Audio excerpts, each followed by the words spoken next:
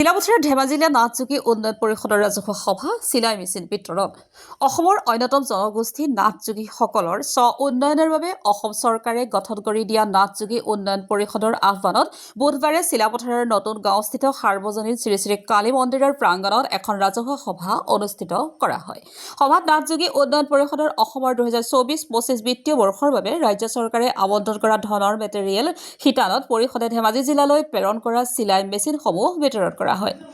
জিলা নাথযোগী সন্মিলনীৰ উপসভাপতি বানেশ্বৰ নাথৰ সভাপতিত্বত অনুষ্ঠিত হোৱা সভাখনৰ উদ্দেশ্য ব্যাখ্যা কৰে নাথযোগী উন্নয়ন পৰিষদৰ ধেমাজি জিলাৰ সদস্য সঞ্জয় নাথে।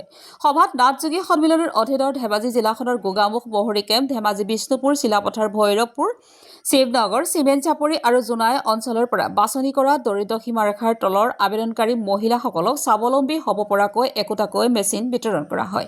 সভাতে যোগীগুৰু শিৱনাথ মহাৰাজজীৰ দ্বাৰা ধেমাজি জিলাত যোগ ধৰ্ম প্ৰসাৰৰ বাবে প্ৰথম পদাৰ্পণ সন্দৰ্ভত বিশেষভাৱে আলোচনা কৰি কেইবাটাও গুৰুত্বপূৰ্ণ প্ৰস্তাৱ গ্ৰহণ কৰা হয়।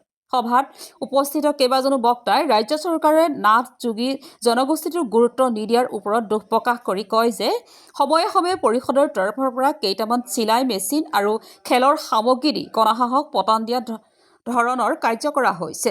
এইদৰে এটা জনগোষ্ঠীৰ কেতিয়াও উন্নতি সাধন কৰিব নোৱাৰি। বৰ্তমান নতুন চৰকাৰখনে নাথযোগী জনগোষ্ঠীৰ উন্নয়নৰ হকে কাম কৰিব বুলি আশা প্ৰকাশ কৰি আজি যিসকল হিতাধিকাৰী মহিলাই চিলাই মেচিন পাইছে তেওঁলোকক ইয়াৰ সৎ ব্যৱহাৰ কৰি আত্মনিৰ্ভৰ আৰু স্বাৱলম্বী হ'বলৈ প্ৰেৰণা যোগায়। সভাত নাথযোগী ছাত্ৰ সন্থাৰ কেন্দ্ৰীয় সাধাৰণ সম্পাদক দীপক নাথ, সন্মিলনীৰ জিলা সম্পাদক সজল কুমাৰ নাথ, জিলা নাথযোগী ছাত্ৰ সন্থাৰ সম্পাদক সুনীল নাথ, প্ৰাক্তন সম্পাদক সজল দেৱনাথ, উপসভাপতি যোগী সুবেশ নাথ, সহসাধাৰণ সম্পাদক মনোজ নাথ, মহিলা সন্মিলনীৰ জিলা সম্পাদিকা ৰূপালী নাথ, ছাত্ৰ সন্থাৰ জিলা মহিলা কোষৰ সম্পাদিকা জয়ন্তী নাথ, কানু নাথ, ভূপেন নাথৰ লগতে বহুসংখ্যক লোক উপস্থিত থাকে। নাথযোগী উন্নয়ন পৰিষদে 2024-25 বিত্তীয় বৰ্ষৰ যি মেটেৰিয়েলছ শিতানৰ যি আমাৰ আবণ্টিত পুঁজিৰ জৰিয়তে যি মেচিন বিতৰণ কৰিছিলে প্ৰত্যেকখন জিলালৈ ধেমাজি জিলাতো আহিছে।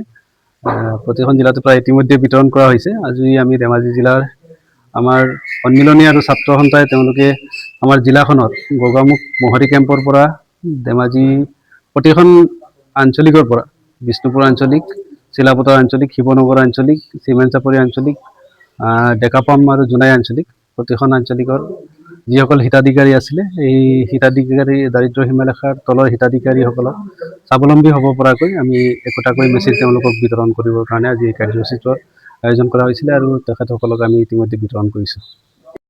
আজি আমাৰ সভাতে খুব কেইবাটাও গুৰুত্বপূৰ্ণ বিষয়ে আমাৰ আলোচনা হ'ল। বিশেষকৈ আমাৰ প্ৰধান বিষয় আছিলে যে আমাৰ নাথযোগী সদৌ নাথযোগী উন্নয়ন পৰিষদৰ ফালৰ পৰা আমাৰ 2024-25 বিত্তীয় বৰ্ষৰ ফালৰ পৰা আমালৈ কেইটামান মেচিন আহিছিলে, চিলাই মেচিন।